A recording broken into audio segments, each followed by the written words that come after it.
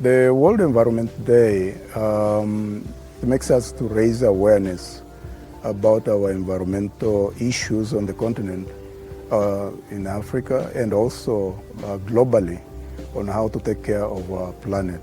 I think if you look at its NDCs and also the other statements coming from China, they're doing a lot in that direction. So things like renewable energy, we see that they are working a lot on wind, solar power, and also cutting down on the use of coal.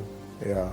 So there is a lot of information supporting that China is making progress in this regard. China is fairly advanced in addressing environmental issues, largely due to the fact that they have experienced the issues we're experiencing now, issues of high population growth rate, issues of poverty. They have gone through that and they have overcome that. So we stand to benefit a lot by having them, from the knowledge they have generated, from the lesson that they have gained from addressing those issues. They already have a strategy in greening the economy through green energy, through use of hydroelectric power, use of wind energy, solar energy.